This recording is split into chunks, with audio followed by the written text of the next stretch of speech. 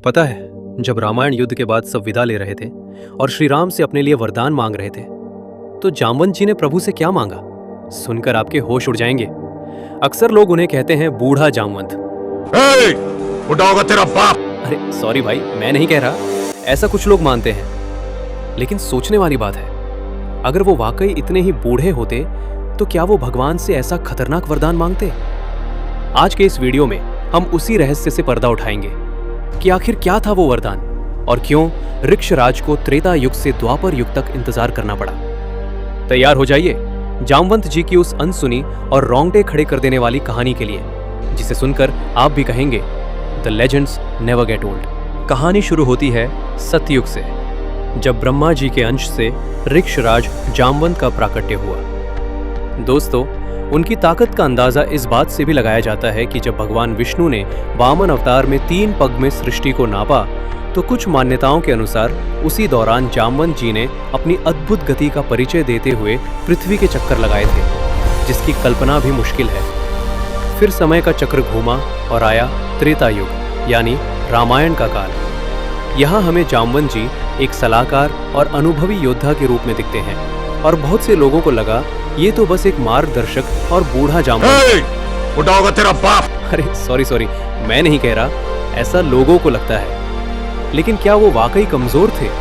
बिल्कुल नहीं, वो तो बस अपनी असीमित शक्ति को स्टैंड बाय मोड पर रखे हुए थे।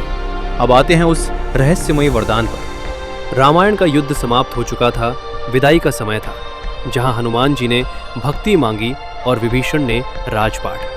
वहीं जामवंत जी ने प्रभु श्री राम के सामने एक अजीब इच्छा रख दी। प्रभु, ये युद्ध मेरे लायक नहीं था, मेरी शक्ति अभी भी अधूरी है, मैं आपसे युद्ध करना चाहता हूँ। सोचिए, जो योद्धा साक्षात ईश्वर से युद्ध की इच्छा रखे, उसे दुनिया बूढ़ा कहने की गलती कैसे कर सकती है? भगवान राम मुस्कुराए और बोले, अभी समय नहीं आया है जामवंत, अगले अवतार में तुम्हारी ये इच्छा जरूर पूरी होगी। हजारों साल बीत गए, त्रेता खत्म हुआ और द्वापर युग आया। स्यमंतक मणि की खोज में जब भगवान कृष्ण एक अंधेरी गुफा में दाखिल हुए, तो वहां उनका सामना हुआ उसी अजय योद्धा से, जो सदियों से अपने प्रभु का इंतजार कर रहा था। और यहीं से शुरू हुआ ब्रह्मांड का सबसे लंबा द्वंद्व युद्ध। ना कोई तलवार, ना कोई धनुष, सिर्फ 2 महाबली और उनके हाथ। एक तरफ थे पूर्ण अवतार कृष्ण और दूसरी तरफ वो योद्धा जिसे लोग बूढ़ा समझ बैठे थे। हर प्रहार में धरती कांप रही थी और गुफा के अंदर समय जैसे ठहर गया था।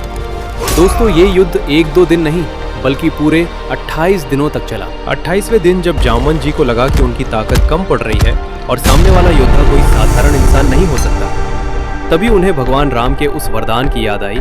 उन्होंने अपनी दिव्य दृष्टि से देखा, सामने कोई और नहीं, उनके अपने राम खड़े हैं। जामवंत जी भावुक हो गए, उनकी भुजाओं की खुजली शांत हो चुकी थी।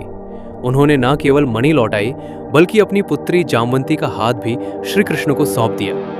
यही था उस वरदान का अंत। तो भाइयों, अगली बार अगर कोई उन्हें बूढ़ा जामवंत कहे तो बोल देना, बुढ़ा होगा तेरा बाप। अगर ये वीडियो पसंद आया हो तो लाइक करें, चैनल को सब्सक्राइब करें और कमेंट में लिखिए जय श्री राम।